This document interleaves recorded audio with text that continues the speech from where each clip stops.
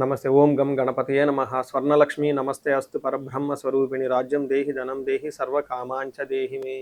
ఓం గం గణపతయే నమః. స్వర్ణలక్ష్మి నమస్తే అస్తు పరబ్రహ్మ స్వరూపిణి రాజ్యం దేహి ధనం దేహి సర్వకామాంచ దేహి మే. మనం ఏప్రిల్ మంత్ యొక్క రాశి ఫలాల గురించి మాట్లాడుకుంటున్నాం. ఈ మాసంలో 3 ముఖ్యమైన విషయాలని. ఒకటి, ఈ ఏప్రిల్ మంత్లో మనకి 4 గ్రహాలు మారుతూ ఉన్నాయండి. అవేంటంటే సూర్యుడు, కుజుడు, బుధుడు, శుక్రుడు. ఈ 4 గ్రహాలు ఈ ఏప్రిల్ మంత్లో మారుతూ ఉన్నాయి. నెక్స్ట్ ముఖ్యమైన విషయం ఏంటంటే, ఈ యొక్క ఏప్రిల్ మంత్ ఏదైతే ఉందో ఇందులో ఫస్ట్ 15 డేస్ చైత్ర మాసము, తర్వాత 15 డేస్ వైశాఖ మాసంతో కూడుకొని ఉంది. ఇందులో ఒక విశేషం ఇంకొకటి ఏమంటే, మనకి 19వ తారీఖున మనకి వైశాఖ మాసము శుద్ధ తృతీయ రోజున, ఆ రోజున మనకి 19వ తారీఖున అక్షయ తృతీయ పండగ ఆ రోజు మనకు జరుగుతూ ఉందండి. ఇది చాలా ముఖ్యమైనది. అంతేకాకుండా వైశాఖ మాసంలో ఉదక కుంభదానం అంటారు. ఇది చాలా మందికి ఐడియా ఉండదు. ఒక ఉదక కుంభదానం అంటే నథింగ్ బట్ అంటే వాటర్ బాటిల్ అని మనం అనుకోవచ్చు.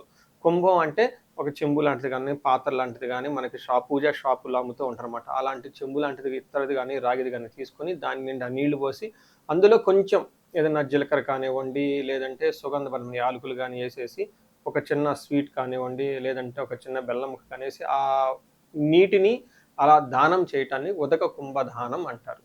మనకి శ్రీరామనవమికి పానకం వడపప్పు పంచడంలో కూడా ముఖ్య ఉద్దేశం కూడా ఇదే. అలా గనక నీళ్లు గనక పంచి ఇవ్వగలిగితే చాలా లాభప్రదంగా ఉంటుంది అని మనకి శాస్త్రాలు వివరించడం జరిగింది. సో ఈ ప్రకారం మనం చూసుకుంటే ఉదక కుంభదానం అది పర్టికులర్గా మనకి పౌర్ణమి తర్వాత, వైశాఖ మాసం ఎప్పుడైతే అమావాస్య తర్వాత అమావాస్య తర్వాత మనకి వైశాఖ మాసం అని వస్తుంది. ఈ వైశాఖ మాసం ఇలా గనక చేయగలిగితే ఎంతో పుణ్యప్రదము, ఎంతో శుభప్రదము, అందరికీ విపరీతంగా ధనము ధాన్యము కలిసి వచ్చే అవకాశం ఎక్కువగా ఉంటుంది. ఇది చాలా సింపుల్ ప్రొసీజరు. చక్కగా దీన్ని చేసుకొని పెద్దవాళ్ళకి గనక దానం చేయగలిగితే, పండితోత్తములకు కానీ, బ్రాహ్మణులకు కానీ, వేద పండితులకు కానీ అలా ఒక ఉదక కుంభాన్ని గనక దానం చేయగలిగితే, వాళ్ళ ఆశీర్వాదం తీసుకుంటే గురుబలం విపరీతంగా పెరిగి ధనము ధాన్యము సంతానము సమృద్ధిగా ఉండే అవకాశం ఎక్కువగా ఉంటుంది. సో ఈ యొక్క ఏప్రిల్ మంత్లో ఉన్న ఈ ముఖ్యమైన విశేషాలు, పండగలు మీరు తెలుసుకున్నారు కాబట్టి తగు విధమైన మీరు రెమెడీస్ లాగా చేసుకుంటే అంత బాగుంటుందండి. అందరూ చక్కగా ఉండాలని, ఈ రాశి వాళ్ళు అష్టైశ్వర్యాలతో ఉండాలని చెప్పేసి నేను కోరుకుంటున్నాను. నమస్తే. మీనరాశి వాళ్ళకి ఏప్రిల్ మంత్లో చూసుకుంటే కొంచెం ఛాలెంజింగ్గా ఉండే మంత్ అని మీరు గమనించాలి. కొన్ని విషయాలు చాలా చాలా జాగ్రత్తగా ఉండటం, కొన్ని విషయాలు అసలు ఎలాంటి పని చేయకుండా తటస్థంగా ఉండటం చాలా మంచిది. ముఖ్యంగా mind your own business, mind your own self, mind your own family అన్నట్లుగా మీ కుటుంబం గురించి, మీ బిజినెస్ల గురించి, మీ పనిలో మీరు నిమగ్నమై ఉండండి. పక్క వాళ్ళు ఏడ్చినా, గీపెట్టినా, రకరకాల ప్రలోభాలకు గురిపెట్టినా చూపించినా కానీ ఏమీ అనకండి, సింపతి లాంటివి చేయకండి. ముఖ్యంగా ఈ రాశిలో గమనించుకోవాల్సింది కొన్ని విషయాలను. దానికి ముందు మనం పూర్వభాద్ర 4వ పాదం, ఉత్తరాభాద్ర 1, 2, 3, 4 పాదాలు, రేవతి 1, 2, 3, 4 పాదాలంతా ఈ రాశిలో ఉంటారు. పేరు బలం ప్రకారం చూసుకుంటే దీ, దు, షం, ఝ, దా, దే, దో, చాచి అన్న లెటర్స్, అక్షరాలు ఇలక ఉంటాయి. ఈ మీనరాశి గమనించుకుంటే మనకి జాబ్ విషయాలు చాలా జాగ్రత్తగా ఉండాలి. ఏమంటే మనకి లఘు గోచారము, సూక్ష్మ గోచారం ప్రకారం ఈ 4 గ్రహాలు మారటంతో వీళ్ళకి ఎలా ఉంటుందంటే, సూర్యుడి యొక్క మార్పు వల్ల వీళ్ళకి స్థాననాశనం అంటే జాబ్లో ప్రాబ్లం వచ్చే అవకాశం ఉంటుంది. రెండోది ధన ప్రవాహం వచ్చే అవకాశం ఉంటుంది. మూడోది శత్రుపీడం, విపరీతంగా శత్రువులు ఉండే అవకాశం ఉంటుంది. నాలుగోది అర్ధక్షయం, విపరీతంగా ధనాన్ని కోల్పోతూ ఉంటారు. అంటే మీరు ఒక ప్రకారంగా చూసుకుంటే శుక్రుని వల్ల ఆల్రౌండ్ ప్రాస్పరిటీ ఉన్నప్పటికీ కూడా చాలా ఛాలెంజింగ్గా ఉంటుందని గమనించాలి. ఒక విషయం, చాలా మందికి జాబులు పోయే అవకాశం ఉంటుంది, లేదా జాబులో విపరీతమైన ప్రెషర్ ఉండే అవకాశం ఎక్కువ ఉంటుంది, లేదా అధికారుల నుంచి, గవర్నమెంట్ అఫీషియల్ నుంచి, పార్ట్నర్స్ నుంచి విపరీతంగా బాధలు వచ్చే అవకాశం ఉంటుంది. ఎందుకు ఇలా చెప్తున్నానంటే, ఈ రాశి వాళ్ళకి నాకు 10 కాల్స్ వస్తే 3-4 కాల్స్ ఈ మీనరాశి నుంచే ఉంటాయి. మీరు నమ్ముతారో లేదో, ఉదయం నుంచి నేను 3 కాల్స్ అటెండ్ అయ్యాను. ఈ 3 కాల్స్ కూడాను అన్ని మీనరాశి వాళ్ళవి. రేవతి నక్షత్రము లేదా ఉత్తరాభాద్ర నక్షత్రము, వీటికి సంబంధించి ఈ నక్షత్రం వాళ్ళు ఎక్కువగా ఉన్న వాళ్ళు ఎక్కువగా ఉన్నారండి. ఇందులో రేవతి నక్షత్రం 4 పాదం వాళ్ళు కూడా చాలా మంది ఉన్నారు. ఇలా ఈ నక్షత్రం ఉన్న వాళ్ళు ఈ రోజు ఉదయం నుంచి 3 కాల్స్ 4 కాల్స్ అటెండ్ అయితే అన్ని కాల్స్ ఇవే ఉన్నాయండి. వాళ్ళకి కన్సల్టేషన్ ఇవ్వడం జరిగింది. ఇలాంటి ఏలినాటి శని ప్రభావంతో చాలా టఫ్గా ఉన్న ఈ రాశి వాళ్ళు ఈ మంత్లో ముఖ్యంగా ఇంకా జాగ్రత్తగా ఉండటం అవసరం. ఎందుకు అంటే సూర్యుడు వీళ్ళకి 12వ స్థానంలో లేదా 1వ స్థానంలో ఉండటంతో స్థాన నాశనం అని చెప్తారు. ఉన్న పదవిని కోల్పోయే అవకాశం ఉంటుందని గమనించుకోవాలి. అదేవిధంగా శుక్రుడు మనకి హీనత్వం, ధనాన్ని కోల్పోయే అవకాశం ఉంటుంది. సూర్యుడు 2వ స్థానంలో ఉంటే మన మహర్షులు ఏం చెప్తారంటే హీనత్వం దుష్ట సంసర్గో మనస్తాప కృషి వాణిజ్యం నిష్ఫలం. అంటే బిజినెస్ చేసిన, వ్యవసాయం చేసిన అందులో ఫలితం ఉండదు. హీనత్వం దుష్ట సంసర్గో, దుష్టుల మీ చుట్టూ దుర్మార్గులు దుష్టులు చేరి మిమ్మల్ని వేరే వేరే విధంగా ప్రలోభానికి గురి చేసి మిమ్మల్ని వాళ్ళ వైపు తిప్పుకునే అవకాశం ఎక్కువ ఉందని గమనించాలి. అయితే సూర్యుడు అలా 50-50గా ఉన్నా కానీ కుజుడు అగైన్ మళ్ళా సూర్యుడికి సపోర్ట్ ఇస్తూ ఇంకా ప్రాబ్లమ్స్ గురి చేసే అవకాశం ఉంటుంది. కుజుడు వీళ్ళకి ఫస్ట్ హౌస్లో ఉండటంతో జ్వరం ఖడ్గవ్రణం చైవ భార్య బంధు విరోధ కృతు చంద్రరాశిగతో యక్ష రాక్షస పీడనం అని చెప్తారు. అంటే ఏమవుతుందంటే ఈ టైంలో ఇలా శరీరానికి గాయాలయ్యే అవకాశం ఎక్కువ ఉంటుంది, జ్వరాలు వచ్చే అవకాశం ఎక్కువగా ఉంటుంది, వీళ్ళ రక్తము వీళ్ళ కళ్ళు చూసుకునే అవకాశంగా శరీరానికి గాయాలయ్యే అవకాశం ఉంటుంది. ఇంతేకాకుండా యక్ష రాక్షస పీడనం అంటారు. అంటే కంటికి కనపడకుండా కొన్ని శక్తులు మిమ్మల్ని బాధ పెడుతూ ఉంటాయి. మీరు ఆసుపత్రికి వెళ్తే అక్కడ మీకు ఏమీ ఉండదు రిపోర్ట్లో అని చెప్తూ ఉంటారు, కానీ మీరు బాధపడుతూ ఉంటారు.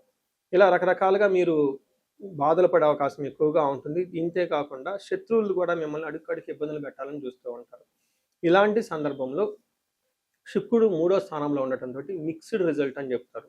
ఏ విధంగా శత్రువులు పెరుగుతారు, ధనవ్యయం ఉంటుంది, సరైన బతుకుదెరువు ఉండకుండా అప్పులైపోయి సరిగ్గా గ్రోత్ లేకుండా ఇబ్బందులు పడుతూ ఉంటారు. పుత్రులతోటి మిత్రులతోటి ప్రతిసారి గొడవలు అవుతూ ఉంటుంది. కానీ మీకు ధన ప్రవాహం వస్తుంది, విపరీతంగా ఖర్చు అవుతుంది, మీ మాటకు విలువ కూడా పెరుగుతుందని చెప్పేసి కొన్ని గ్రంథాలు వివరించారు. బట్ ఏ ప్రకారంగా చూసుకున్నా ఈ రాశి వాళ్ళు జాగ్రత్తగా ఉండటం ఎంతైనా అవసరం. ముఖ్యంగా చేస్తున్న వృత్తి వ్యాపార ఉద్యోగాలలో కేర్ఫుల్గా ఉండటం ఎంతైనా ముఖ్యం.